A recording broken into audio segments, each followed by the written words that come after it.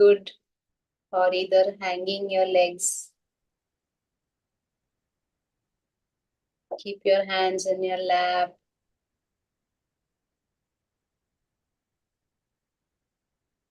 And eyes gently closed.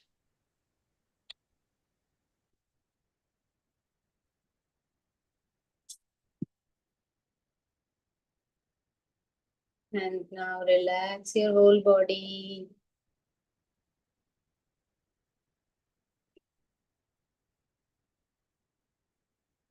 Pay very keen attention to your whole body. And just let the body cool down, relax down, settle down.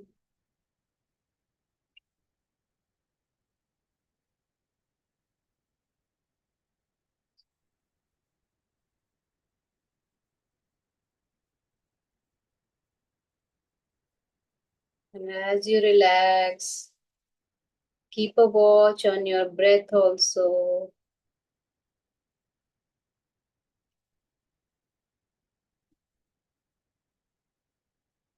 Just observe your natural, soft and effortless breathing.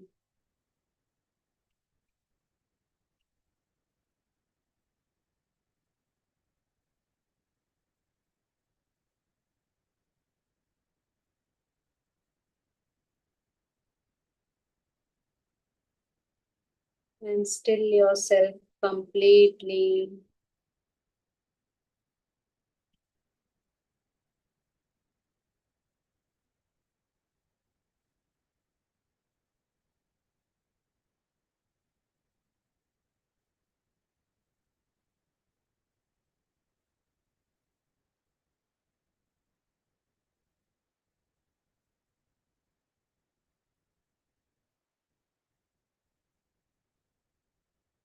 Today we'll continue with the further knowledge of this law of perfection, a part of which we discussed last time in the last meditation session. So we'll continue with the further part of this, and you can keep your attention on your breathing as you have a passive listening of this law of perfection, which says that the existence is perfect and everything in this existence or is in this creation is in a state of perfection. Perfection means Purna, Sampurna, Paripurna, means it is whole and complete. There is no lack or excess in the existence. The perfection means that nothing can be added or subtracted from this creation to make it better. And this perfection is the beauty. This is the beauty of perfection. It is also called as beauty. The creation is beautiful because it is perfect. Everything in this creation operates in perfection. That is what is the mantra of Satyam Shivam Sundaram, which says Sundaram means beautiful.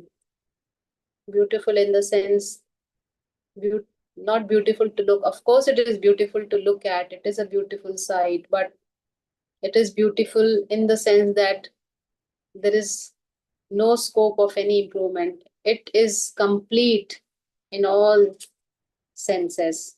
There is no scope for any modification or alteration in this creation.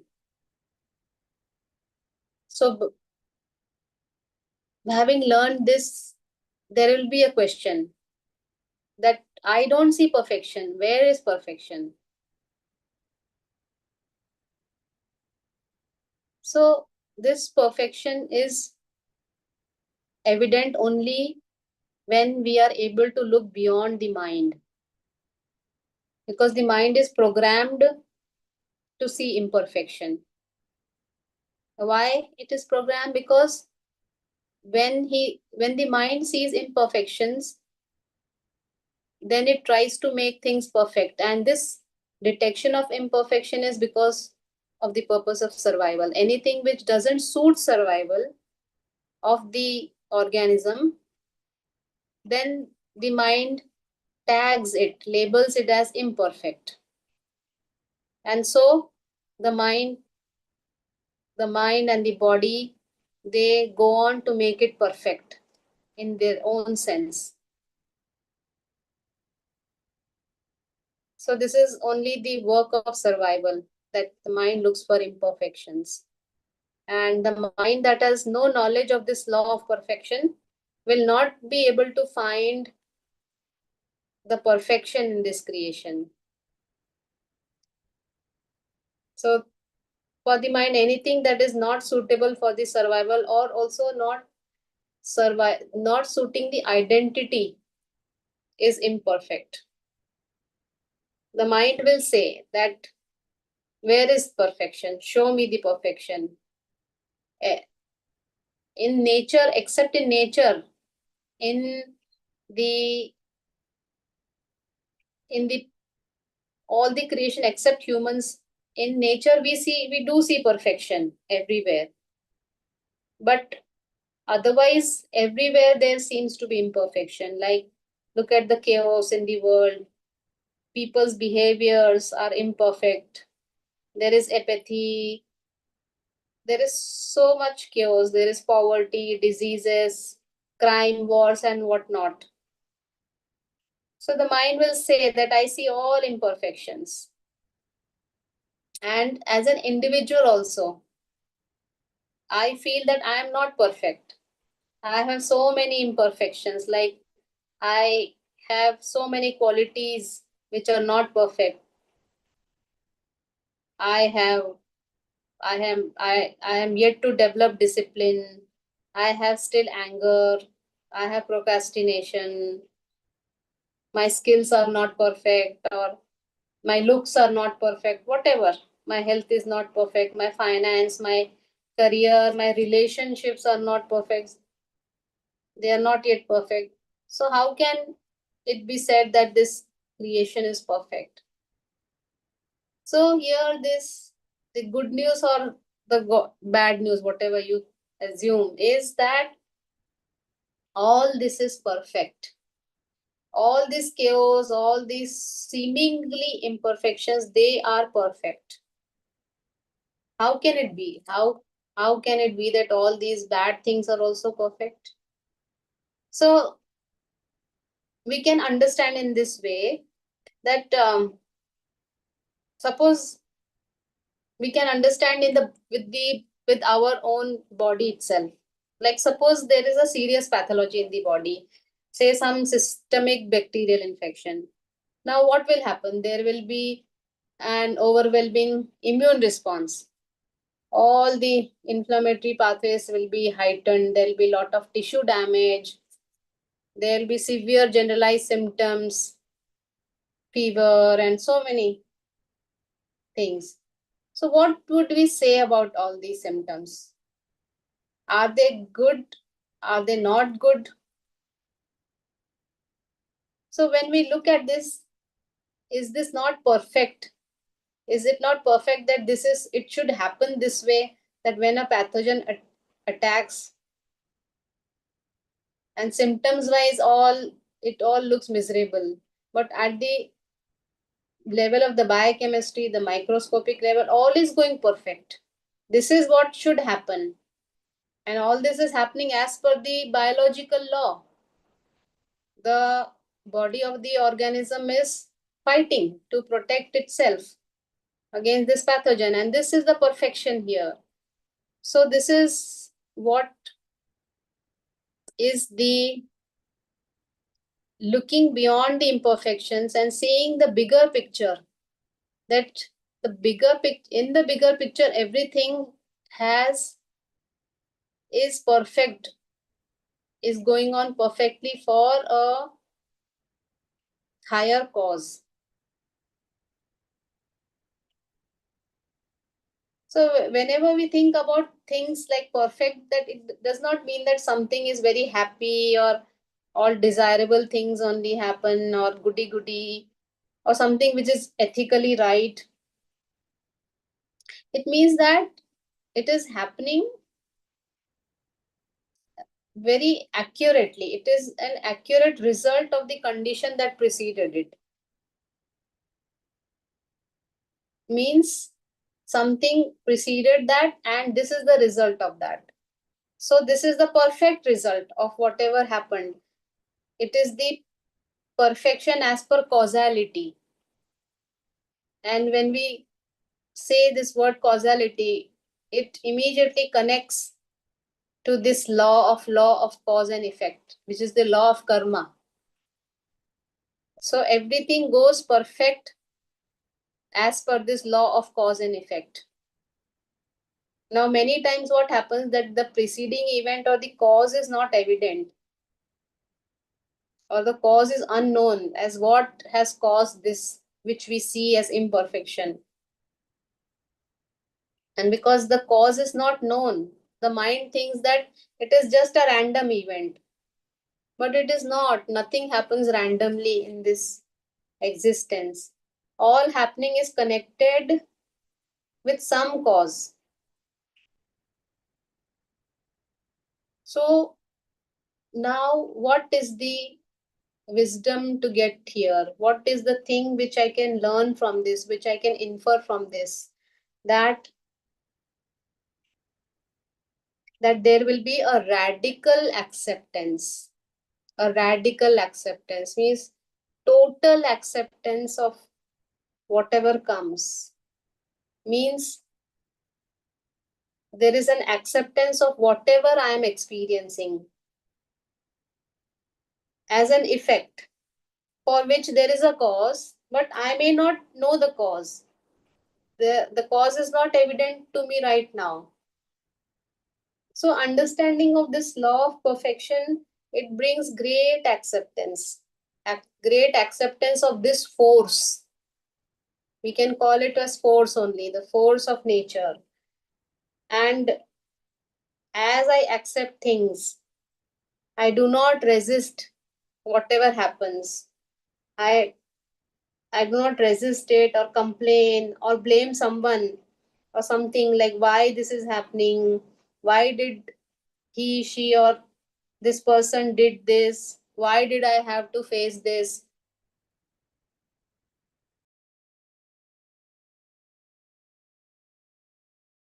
So acceptance of all these things brings me into the flow state, and not into the state of resistance internally. Internally there is no resistance, there is all acceptance. This, it is the state of alignment, inner non-resistance or radical acceptance. So this is such a beautiful and a peaceful state. And now, having said this, there will be another question probably. The mind will raise another question that when I accept everything as it is, then is there any role to do some effort to make things better or favorable? Because it is it because it is just mentioned that all things are perfect. So does it mean that there is no use for doing any action for improvement, or does accepting and knowing that all is perfect means I do nothing, I become complacent? So here there is a subtle misunderstanding. Acceptance does not mean inaction. Like if I accept something, that means हाथ पे हाथ रख के नहीं बैठना है मुझे. It means that all is perfect as it is, and if there is a desire to improve, that desire is also perfect. So a desire for improvement is also perfect. Here is the fine line that I accept whatever happens, yet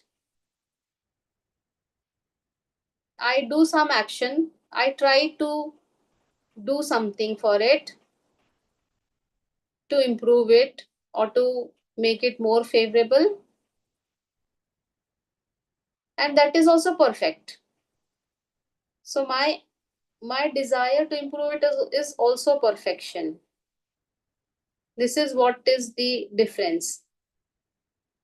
And if I feel that nothing is perfect and still I'll try to improve it, versus I accept that it is perfect and my urge to improve is also perfect. So this is the difference. When we see from outside, the outward action will be same, whether I accept it or I don't accept it, and I'm trying to do something, do some action to improve the situation.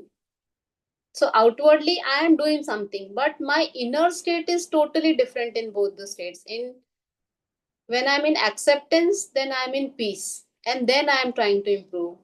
Whereas when I'm not in acceptance, when I think that all it is imperfect, and so I have to work to improve it. So the inner state is different. The inner state of resistance and inner state of acceptance. This is what makes the whole lot of difference.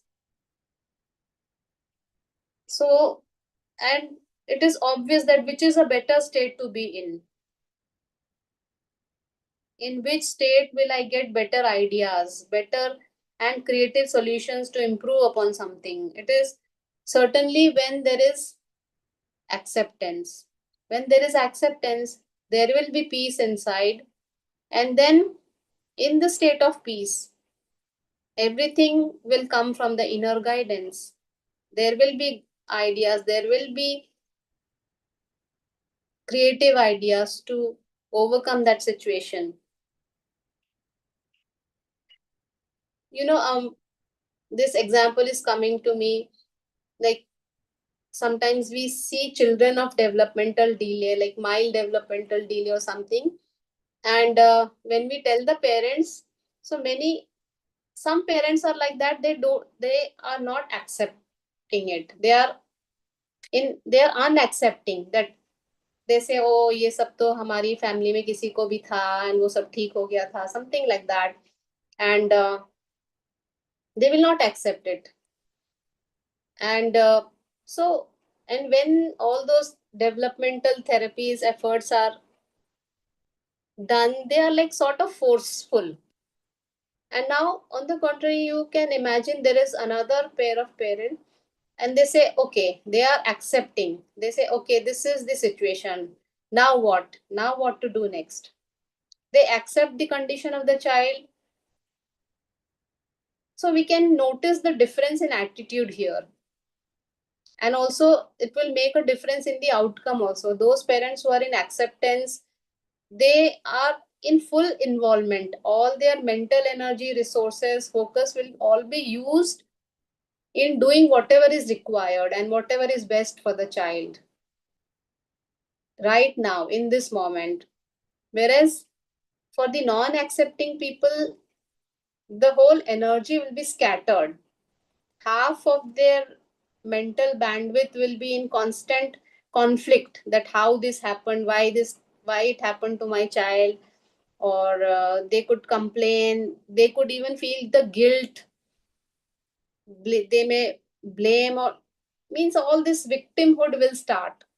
So when the whole mental bandwidth is caught with this victimhood, then we can guess how much energy will be left, how much of peace of mind will be left for the involvement in the treatment. Even the compliance will be doubtful. So we can see the outcome will be, could be very different. It could not be, it may not be so welcoming as compared to the radical acceptance. So this is what where lies the wisdom of this law of perfection, that when we understand that whatever happens it is perfect, it is in a perfect state. And so now if I have to do something, that is also perfect. So this is the space from which the action should come. And from this space of peace, from this space of acceptance and acceptance of the perfection of creation, then what comes will be tremendous. Here, from this state of mind, from this attitude, breakthroughs come, rather than from the space of blame and victimhood. So this is the wisdom of this knowledge of this law of perfection. This this knowledge brings, and how we can apply this in life.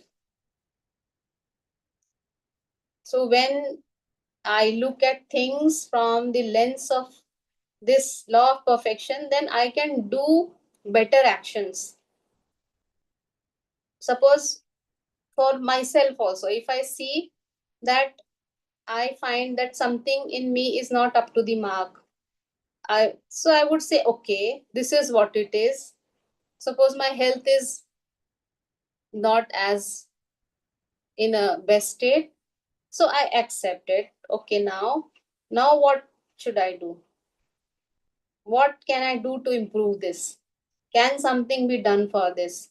So my focus will be on the solution, rather than I will have some inner self judgment or inner criticism that I am like this, I don't have this, I lack this.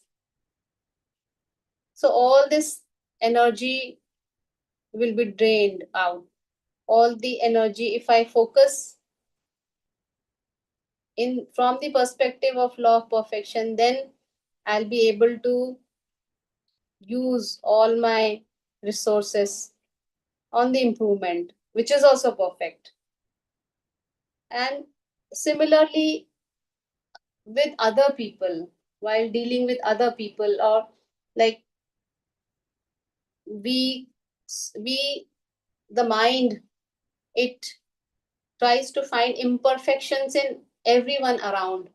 My family is like this, my kids behave like this, my relatives have this problem, my colleagues are like this. So when I'm able to accept that everything is perfect, everyone is perfect, so this person is like this, now what I have to do? I will not say that this person is toxic, he's toxic or he's annoying. He is like that. He is perfect as he is. I have to focus on what I have to do. If this person is toxic, then what I have to do? I have to maintain distance. I have to keep the interaction minimum as possible, just transactional. Or suppose some conflict is happening, some person is a troublemaker, there are many people, so it is also perfect. That person's behavior is his problem. His behavior is perfect because of his own circumstances, whatever that I don't know, whatever is going on in his life I don't know, but his behavior is like this. Okay, so what I have to do here? His behavior is his life, so what is it about me to get offended? I have nothing to do about his behavior. So this is how taking things as perfect, and if there is any scope for some action to be taken, that is also perfect.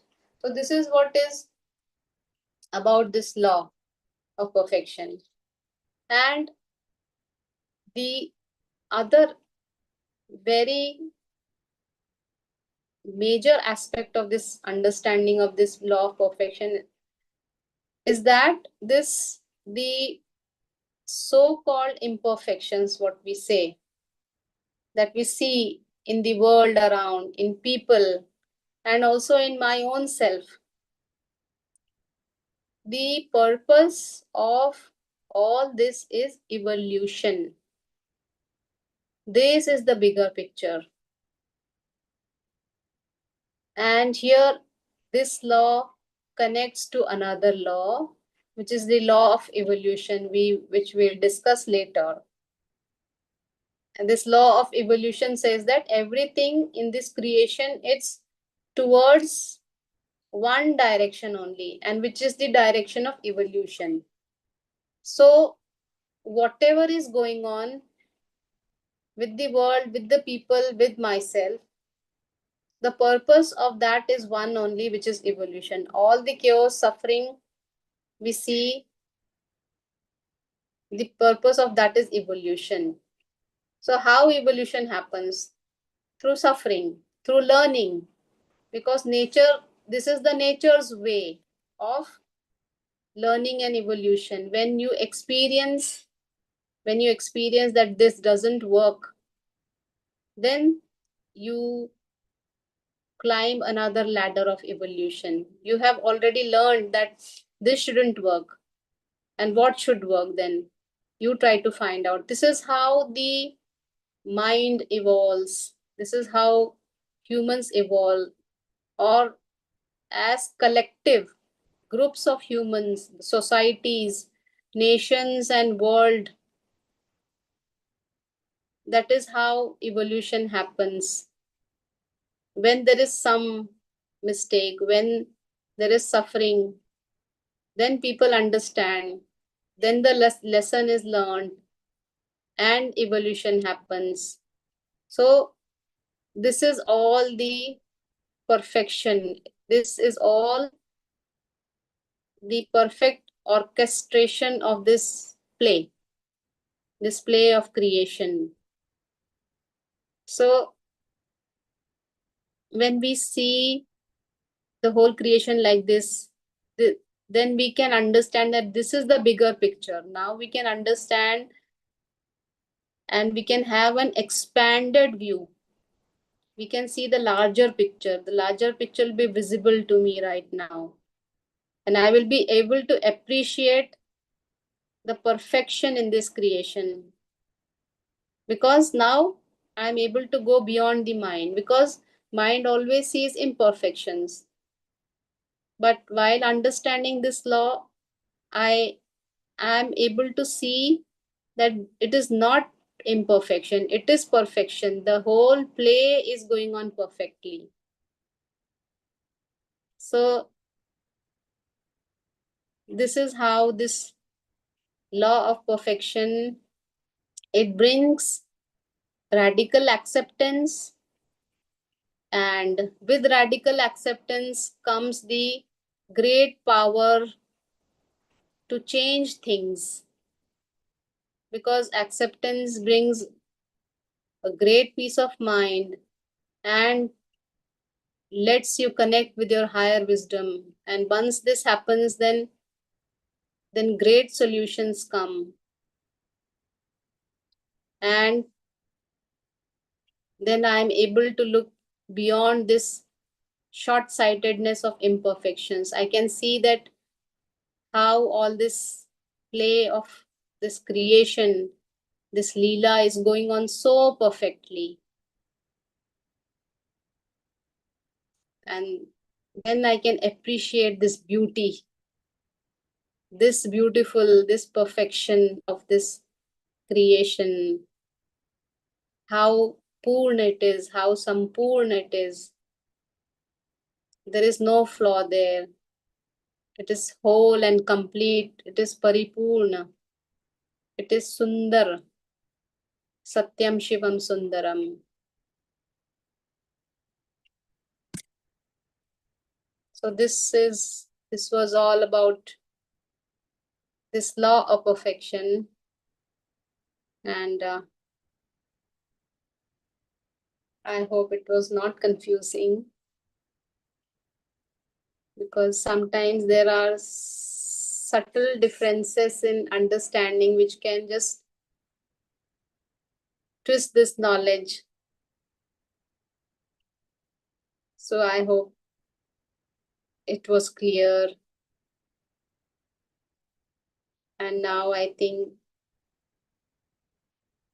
it will we will be able to appreciate the beauty of this creation, that how perfectly everything is done, how perfect and beautiful it is.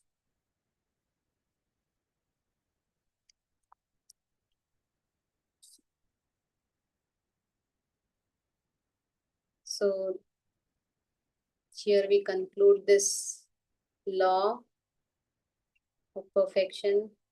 And as we discuss one law, we find that there are connections with the other laws of the universe. They all operate together. So the whole play of this creation is is happening in this interconnection of these laws.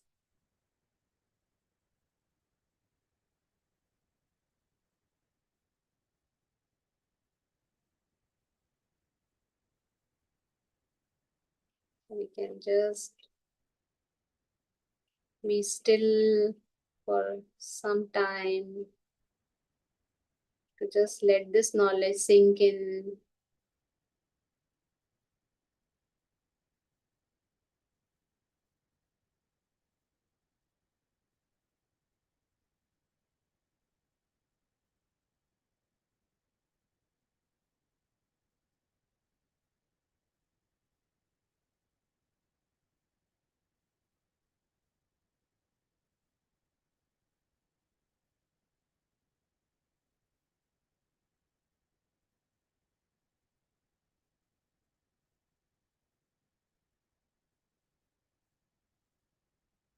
And those who want to come out of the meditation,